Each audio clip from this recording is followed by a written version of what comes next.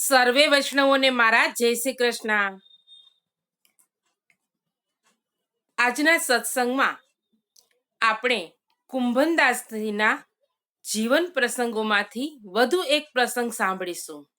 એ પહેલા મારી ચેનલને સબસ્ક્રાઇબ ન કરી હોય તો સબસ્ક્રાઇબ કરજો અને આ વિડીયાને લાઈક અને શેર કરજો, જેથી કરીને અન્ય વૈષ્ણવોને પણ સત્સંગનો લાભ મળે. તો ચાલો સાંભળીએ કુંભનદાસજીના જીવન પ્રસંગમાંથી એક પ્રસંગ, આસન અને આરસી. સવારનો સમય છે. કુંભનદાસજી સ્નાન કરી ને પરાસોલીમાં પોતાના ખેતરમાં બેઠા છે. એટલામાં શ્રીજી બાવા ત્યાં પધાર્યા. દોડતા આવી ને કુંભનદાસજીની ગોદમાં બિરાજી ગયા. कुंभना मैं आज तो सो एक बात कहन आयो हूं.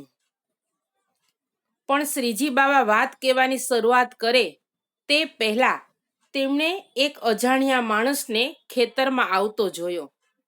તરત જ કુંભનદાસજીના ખોળામાંથી ઊભા થઈ ગયા, એક વૃક્ષની પાછળ સંતાઈ ગયા. હવે જેવા કુંભનદાસજીના ખોળામાં ઠાકોરજી બિરાજ્યા હતા, એવામાં એમણે એક અજાણ્યા માણસને ખેતર તરફથી આવતો જોયો. એટલે ઠાકોરજી શ્રીજી બાવા તરત જ કુંભનદાસજીના ખોળામાંથી ઊભા થઈ ગયા અને નજીકમાં એક વૃક્ષ હતું, એ વૃક્ષની પાછળ સંતાઈ જાય છે. આવનાર વ્યક્તિ રાજા માનસિંહ હતા. તેઓ ગિરિરાજની પરિક્રમા કરતા કરતા પારાસોલી આવ્યા હતા કુંભનદાસજીને મળવા.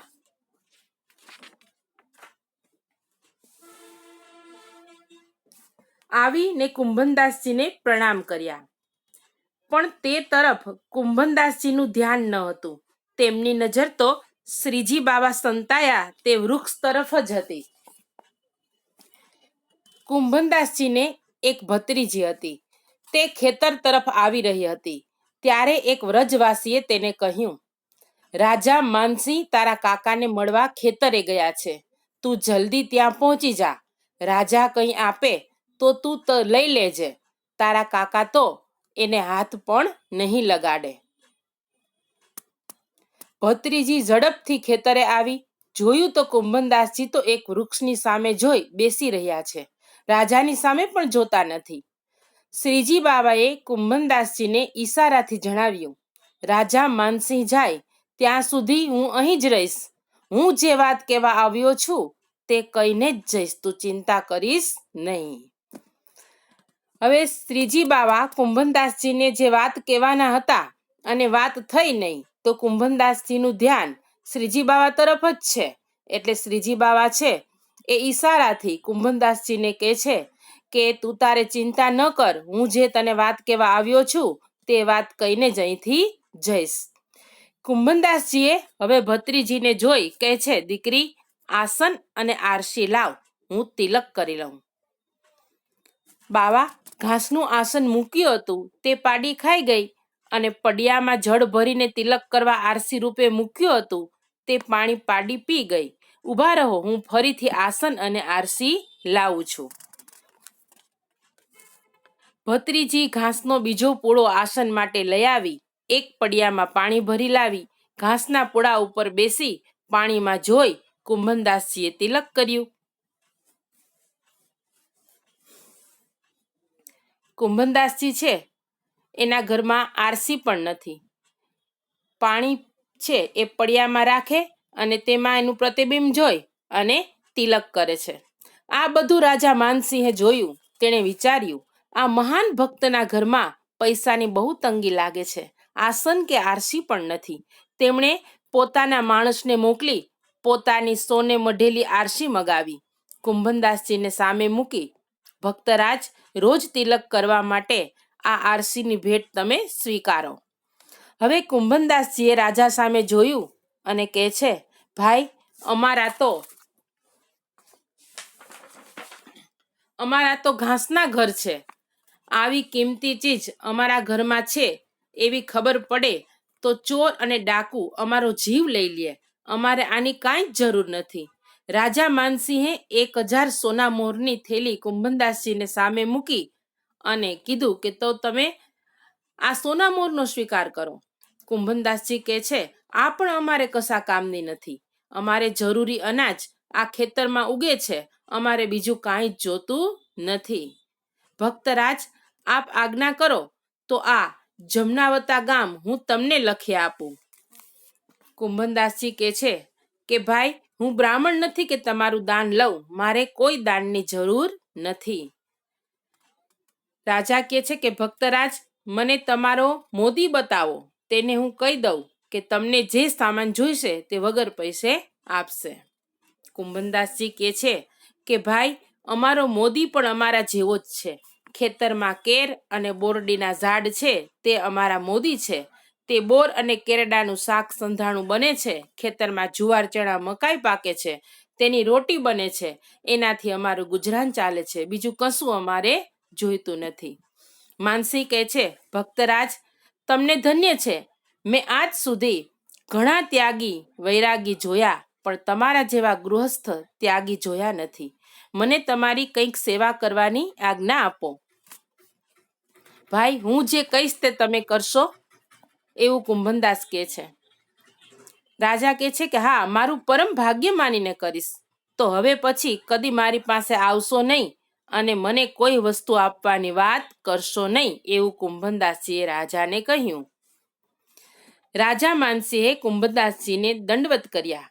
ઊભા થતા કહે છે, માયાના ભક્ત તો ઘણા જોયા, પણ શ્રી ઠાકોરજીના સાચા ભક્ત એક તમને જોયા.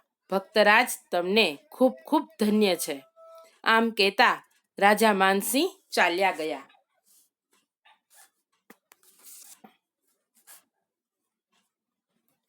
રાજા માનસિંહ ચાલ્યા જાય છે. ત્યાર પછી કુંભનદાસજીની ભત્રીજી છે તે કુંભનદાસજીને પૂછે છે કે ઘરમાં કાંઈ હતું નહીં ત્યારે રાજા આપતો હતો તો લેવાની તમે ના કેમ પાડી? ત્યારે કુંભનદાસજી કહે છે કે બેટા, આવું ન બોલાય. શ્રી ગોવર્ધનનાથજી સાંભળશે તો ખીજાશે. કોઈની પાસે કંઈ પણ લેવાની વાત હવેથી કરતી નહીં. કાકા, મેં તો હસવામાં કહ્યું હતું, મારે કંઈ જોતું નથી, એમ તેની ભત્રીજીએ કહ્યું. કુંભનદાસજી કહે છે કે બેટી, કોઈની પાસેથી કંઈ પણ લેવાની વાત હસવામાં પણ ન કરવી. આમ વાત ચાલતી હતી ત્યાં ઝાડ પાછળથી ગોવર્ધનનાથજી પધાર્યા. કુંભનદાસજીની ગોદમાં બિરાજી અને કહેવા લાગ્યા, કુંભનદાસ, આજે છાક લીલાનો મનોરથ છે. બધા સખાઓ પોતપોતાની ઘેરથી સુંદર સામગ્રી બનાવીને લાવવાના છે. તું શું સામગ્રી લાવીશ? આ વાત કહેવા જ હું તારી પાસે આવ્યો છું. કુંભનદાસજી કહે છે કે મહારાજ, આપને કઈ સામગ્રી પ્રિય છે? આપને જે આરોગવી હોય તે કહો, હું લેતો આવીશ. કુંભનદાસ, મને તો જુવારની ઘેંસ, બાજરાની રોટી, દૂધ, દહીં અને કેરનું શાક સંધાણું સૌથી પ્રિય છે. આ તું લાવીશ? હા મહારાજ, આ બધું તો ઘરમાં તૈયાર જ છે. તો જલ્દી બધું મગાવી લે અને સામગ્રી લઈ અને શ્યામ ઘાટ ઉપર આવી જા. શ્રી ગોવર્ધનનાથજીની આજ્ઞા કરી ને પાછા મંદિરમાં પધાર્યા. હવે ગોવર્ધનનાથજી છે કુંભનદાસજી સાથે આ રીતની વાત કરી અને ફરી પાછા મંદિરમાં પધારી જાય છે. કુંભનદાસજીએ ભત્રીજી પાસે બધી સામગ્રી ઘેરથી મગાવી લીધી.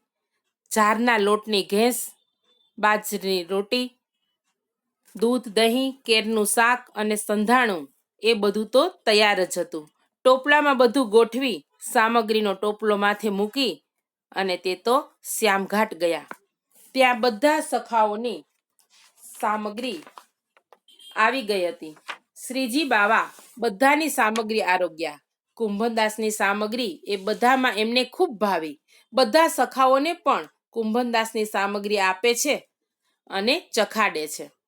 પોતાની સામગ્રી શ્રીજી બાબા કૃપા કરી અને પ્રેમથી આરોગ્યા. તેથી કુંભનદાસજી બહુ રાજી થયા. તેમણે સુંદર કીર્તન ગાયા. કીર્તન ગાવામાં તેમને સમયનો પણ ખ્યાલ ન રહ્યો. શ્રીજી બાબા કુંભનદાસજી ઉપર આવી કૃપા કરતા.